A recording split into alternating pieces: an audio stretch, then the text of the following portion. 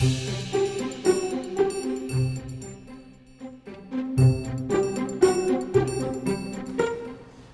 often amazed at the unexpected opportunities that life offers, no matter what one's age. 15 years ago, when I retired to Ithaca with my husband, Don, we knew no one except my daughter and her husband. So we volunteered here and there in order to meet people. One day, I went to the senior center out of curiosity, and while chatting, I was asked, "Do you know someone to teach Spanish?" I answered courageously, "I'll try, since I speak it." Well, that was the beginning. I also taught French, took other courses, and joined the SeniorTroupe. I was also in a play called Women's Proper Place. And 2 years ago, I was introduced to an independent filmmaker. And lo and behold, I starred in a movie called Invisible Ink, which was shown at the Fall Creek Theater. I also made, and I'm still making, films with Ithaca College and Cornell students. I recently won an award for excellence as a volunteer, and because of this, my picture and bio were published in the paper, and the list goes on and on. Yes, yes. It is never too late to be creative, adventurous, and have fun. From being an unknown senior, I'm now standing up and speaking to all of you. For me, that means being empowered. Yes, yes, yes.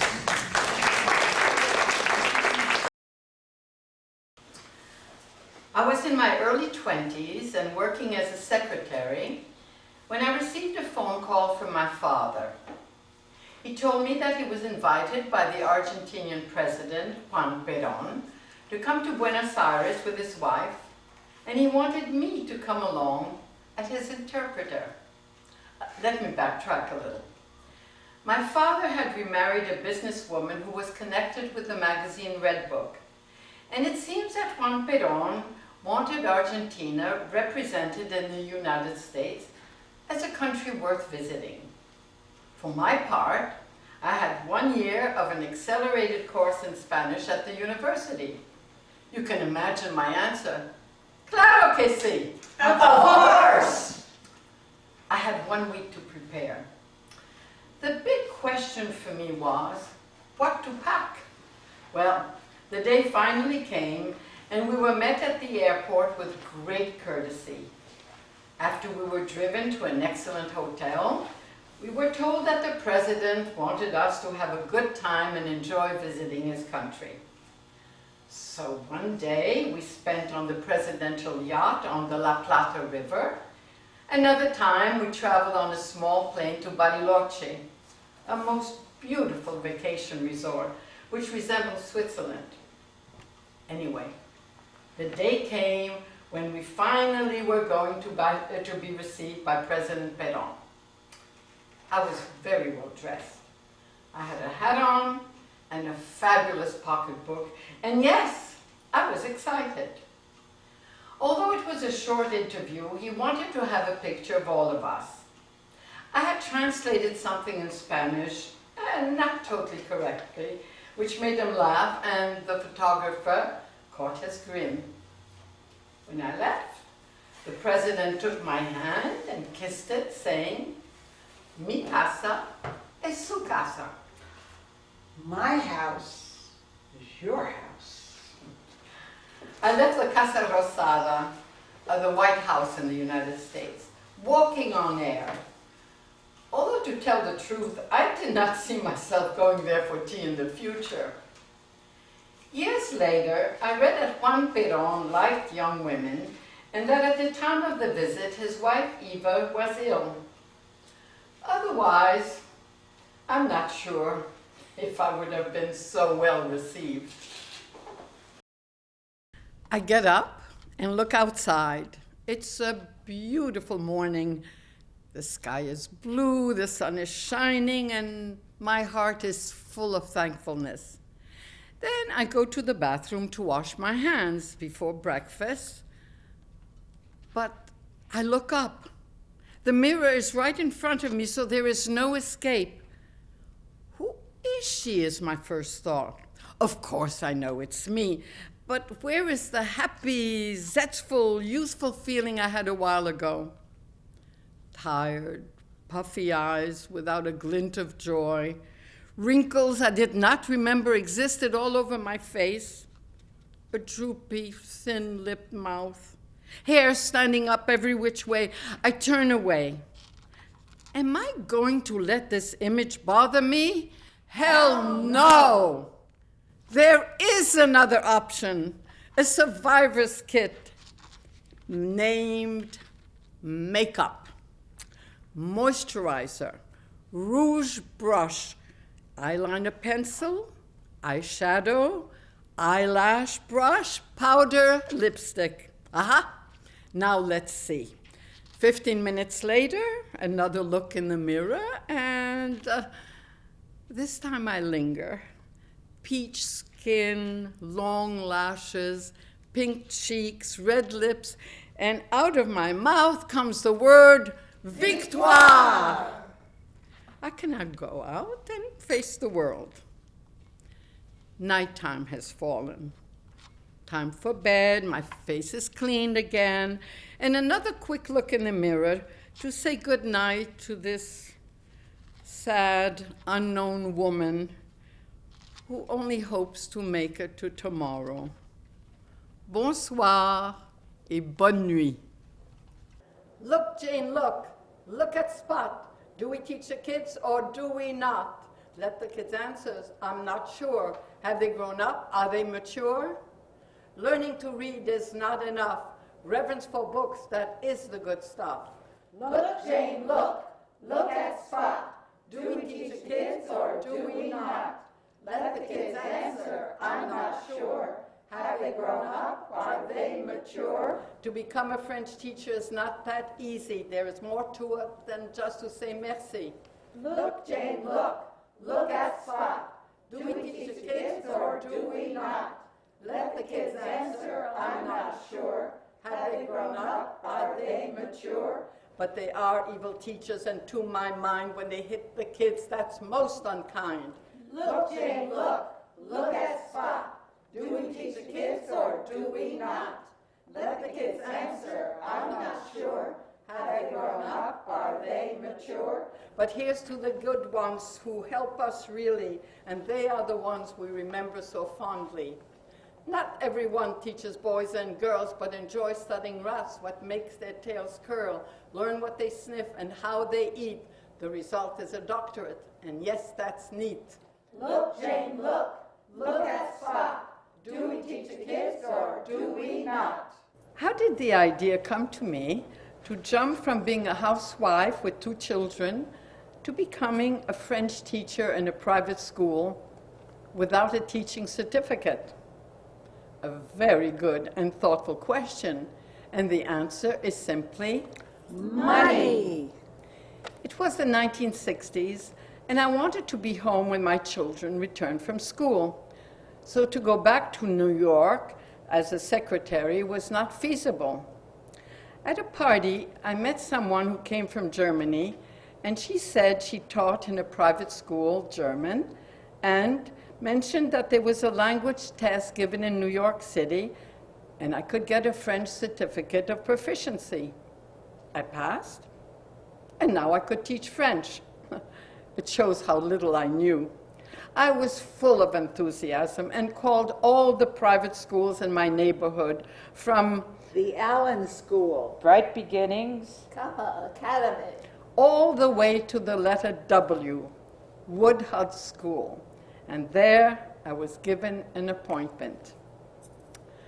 I arrived at the appointed time dressed to the hilt. I had on a beige felt hat worn on the side of the head, a brown wool dress, empire style with little buttons down in front, a lovely lace collar and lace on the sleeve, and very high heels to complete the picture. The director of the school was a Francophile priest, and yes, he hired me on the spot to teach high school starting in September after the summer vacation. That summer was a most anxious time for me. He had told me, after I mentioned my lack of experience, not to worry, and that he would come now and then to my class to help. He never did. The first day arrived, and I came in saying, "Bonjour tout le monde, je m'appelle Madame Tal. Avez-vous eu de bonnes vacances? Répondez en français." Curious looks were the answer to my question, and that was just the beginning. How many stories that we tell start with the same line? It was an evening like any other.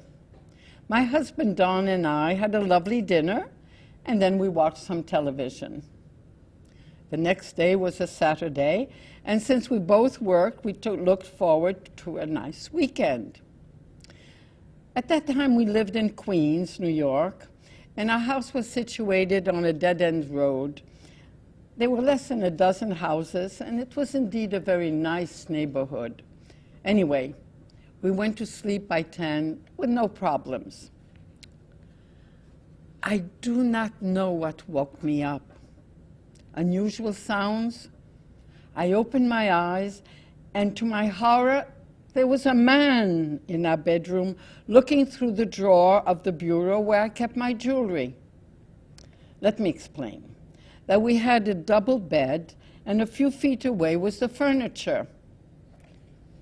Something, or my higher self, told me not to say a word, not to make a sound. My heart was thumping so loudly that perhaps a thief heard it and he left. I turned toward my husband, trying to wake him by murmuring in his ear that there was a robber in the house. There's a robber in the house. He did not understand what I was saying, and half asleep said as he was getting out of bed, "I'm going to the bathroom." Afterwards, I told him what I saw. So we gingerly went downstairs. The front door was wide open, and yes, other things were stolen. As a matter of fact, on the following weeks, we would find some objects were missing. Candlesticks, figurines, silver salad servers, gold-plated picture frames. We called the police. Also, some detectives came, and one said to me that by my non-action, I had saved our lives. If someone could get so close to me, a few feet from my head, as I mentioned before, he was probably armed, because what he did took a lot of nerve.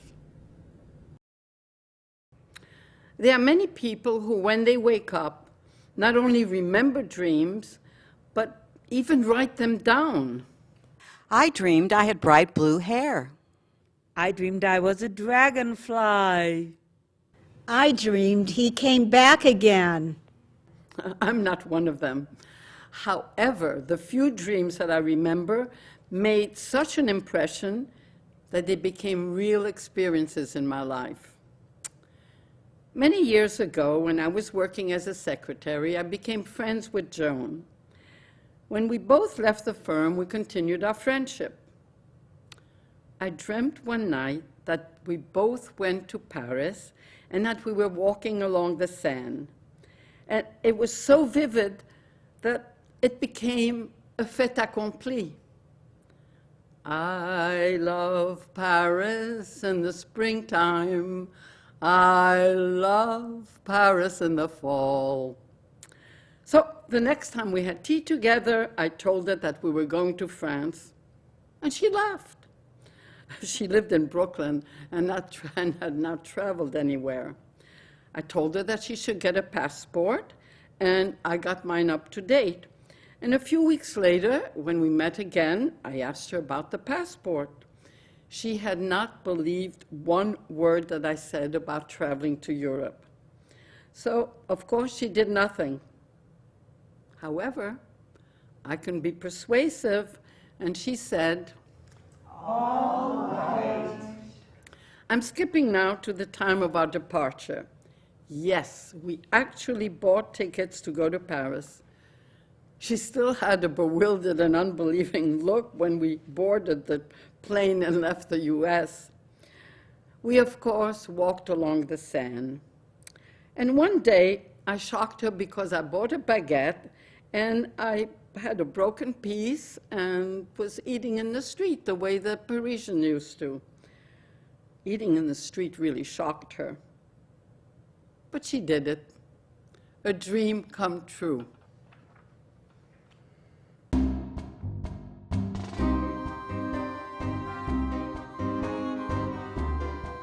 Ask yourself this question. What is life made of? From the very beginning, yes, from birth, it is a continuous series of events and chances and how we handle and respond to each one. In my life, there were so many chance encounters that to choose was a hard decision, but here is one. When I lived in Queens, I worked at Air France as a bilingual secretary, and it was a very friendly place.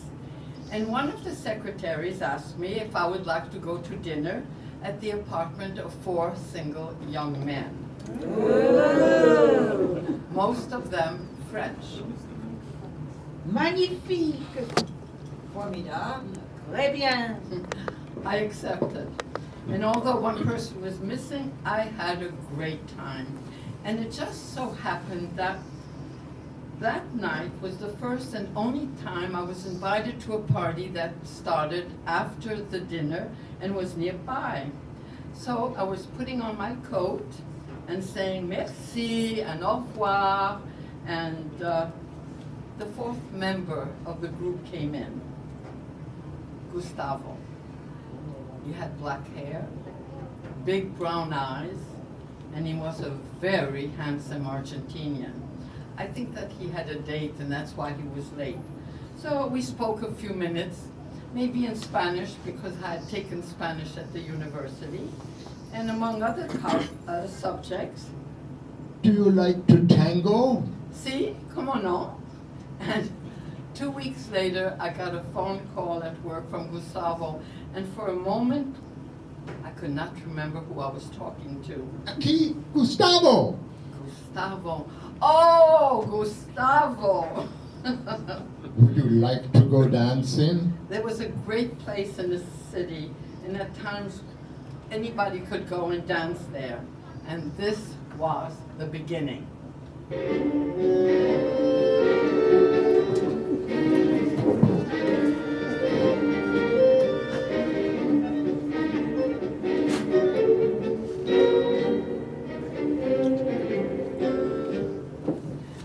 The rest of the story is full of too many different incidents to relate. But suffice it to say, a few years later, I was on a boat going to Buenos Aires to get married. Ah, Gustavo! Sí, con Gustavo.